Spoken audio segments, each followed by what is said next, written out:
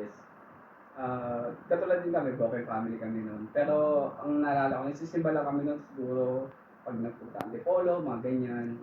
Pero bihira kami yung talagang magkasama-sama. After that, nag-start yung journey ko is, I think, 1991 or 1992. Same age na nagsimulang couples. Kasi sa Parañaque, meron kami dun youth ministry. So, okay, bata ka pa from the youth. So, nakasama na ako doon. Siyempre, habang bata ka pa. So, grade school, di ba? Tapos, hanggang sa nag-high school ka. Parang member kami nun eh. Kasi from the age ng mga kindergarten, may group yan, grade school, high school. Tapos after nung high school, siyempre nung nag-college level ka na, naging leader ka na. So, ganun yung youth movement namin. Meron na rin nun yung Focus for Christ nung alam ko sa San Valley or sa Parañaque. Pero hindi pa ganun kasi ganun yung nakagis lang na namin. Under kami ng passionate Father of the Philippines. So, Our Lady of the Most Holy Rosary Parish.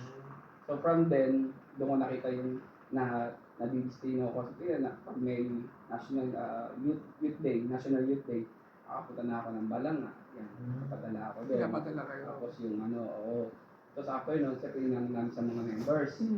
So ganun yung time pag-serve namin nun. Tapos talagang hindi lang ako, pati yung dalawang kapatid ng babae. So, kasama na yung mass. Pag nag-mass, kami yung nag-a-assign ng maninigal ng sa bulik. Tapos yung ibang members namin nasa choir. Yung ibang members namin nagbabasa. Tapos kasi sa amin sa San Valley, yung may nag-a-action eh. Yung pag kunyari, may action na offertory. Diba? May nag-action yan. Pag doon sa mga parish na ganun. Kung nabutan yung before kasi may mga parish na kasaming, pag youth mass kasi, may mga youth na pumupunta doon sa harap ng altar tapos nag-a-action. Nag-a-action yung parang muna yung action. Diba? Yung mga tapos, ayun. So, yun, hanggang sa naging alumni na lang kami. Ngayon, siyempre, isa ngayon may trabaho. Financial support. Kumbaga yung dati naming members, nagiging leaders. After na naging leaders, yung mga member nila, maging routine. So, isa sa marami kasi nanggali yung youth movement, ang pangalan ng organization is from Belgium. Okay. So, CICM, mga sisters. Yun. So, from them, alam ko na, doon kami na-mold kasi broken family nga kami. So, instead na magrebelde kami or what. Kasi yung third party na kasi yung tatay ko nun eh. So, doon namin natutunan na, instead na magrebelde is, na lang, tinuon namin yung most of the time sa church talaga. Pag Sunday, talagang church day yun, the whole day. The whole day yun. Kasi may activity kami ng 2 o'clock, nag-start yung activity hanggang 4. After ng 4 to 5, mass. Then, after nun, may closing kami nun. Ayun yung parang kami, talagang naka-organize, may organization. Kaya nga nung nakita ko sa Opos, ganun din yung pagiging may mga activity kami, may mga topic kami every time, tapos may mga pag youth may laro. After ng laro, tapos may activity, yan mga ganyan. Mga chikiting, may nagsusulat, may nag-drawing about gospel for today. So yun. Which is ginagawa ng Kids for Christ natin ngayon, di ba? Actually, same. Same na format. Same format, everything. So yun yung quality ng kabataan. Tapos syempre, nung napunta na nga dito sa Brunei, ayun, continue naman sa Focus. Kaya, yung sa mga, meron na akong background sa ganun. Sa ganun community. Kasi before, kahit sa mass, nag-serve kami sa mass eh. Sa pag wala sa Kristan ka eh. Yung pag walang, nagbabasa. Yung mga mismo, yung mga kabataan namin, sila yung namin na magbasa, Tagalog naman. Magkaroon ng confidence din. Yes. Tapos ito pa, syempre, during mahal na araw. So, na-assign kami sa ibang, kasi, pag sinakulo kasi sa amin, live eh. Live sinakulo yun. So, yung from the costumes, yung mga effects, yung mga dugo-dugo na yan, yan talagang... Kayo yung nag-ano. Oo, pati yung corona ni Christ, ako talaga nagagawa na talagang make it real. Oo. Tapos meron kang pagkain ng script. Tapos talagang yung acting talaga na, ay grabe, sabi, yung time na yun.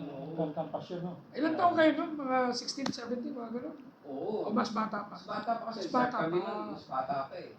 Mas bata pa kami. Talagang kasagsagan pa lang, Oo. ano, Habang lumalaki ka, kabataan. doon ka na naaano sa simbahan. Simbahan. Kaya nung time na yun, 90s, mga 1990s, di ba? Kainitan ng mga, alam mo naman, di ba? Nung mga gangster, di ba? Fraternity, di ba? Mga ganyan nung time na yun eh. Oo. 90s eh. Early 2000, yan, dyan na yung, siyempre, Centennial, di ba? Mga, di ba? Centennial na yan. So doon yung nag-evolve yung aming yung aking calling sa pag-serve. Yun, until now, kung may kailangan yung organization, Oo. meron kami May contact ka pa rin sa kanila. Yes, lahat kami nandiyan. So, Yung mga kunyari, previous members. kunyari may magpapadala kami sa yung ibang member sa ibang group. Kasi may mga ano yun, may mga group sa Las Piñas, sa Paco, Manila. Puro archdiocese yan eh. Magkakaano kami din. Under kayo na archdiocese. Mga ganun. Ayun. Alam ko na si Jesus Christ kasi noon. Kasi hindi kami na pariwara pa. Hindi kami na pariwara eh. Kasi halos lahat naman kami, at least hindi kami yung hindi kami nagkaroon ng na buhay ba.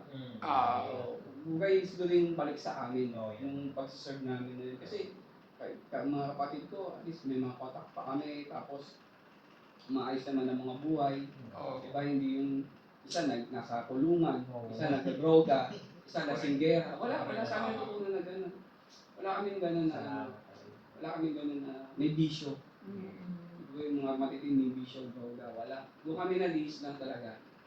Kasi nag-guide ng tama. Oo, kasi despite kasi wala kaming parents nun. Kasi minsan nga, umuwi ako ng high school sa bahay namin.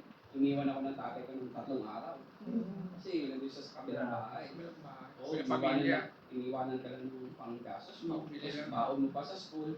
Alis ka, wala. Kung hindi ka magluluto, wala kang babaunin sa school. Tapos, pag wala kang mahulugan ka ng piso, di ba dati pamasahe, hindi ka makakauwi. Pag kulang na, maglalakad ka na pa uwi na. Nakabot ako ng 20 lang talaga yung pamasahe ko. 20 lang talaga. Di ba? Makita pa buhay ng time na yun talagang. Wala. Yun lang talaga. Every Sunday talagang nagsuserve kami. Yun yung nakita kong balik. No, Malaki talaga. walang ano sa amin na Parang lumihis. piso lang yung nilagay mo. Yung faithful quadruplets pa. Minsan natutulungan kami ng, kanya sa simbahan, pag may mga Totoo talaga yan. natutulungan kami ng gano'n. Like, So, grabe talaga. Yun lang talaga, sabi nga, 100 diba, times. patiwala ka lang, di ba? Oo. Di ba? Baga, trust him nga yan. Di ba sabi niya, Trust the process. yung take the wheel, di ba? Hayaan mo siyang gawin mo lang yung Siya tama. mag-drive. Tapos, hayaan mo lang siyang, makikita mo naman eh, He will make a way always eh. Diba? Always God will make a way, no? Amen. Yun ako.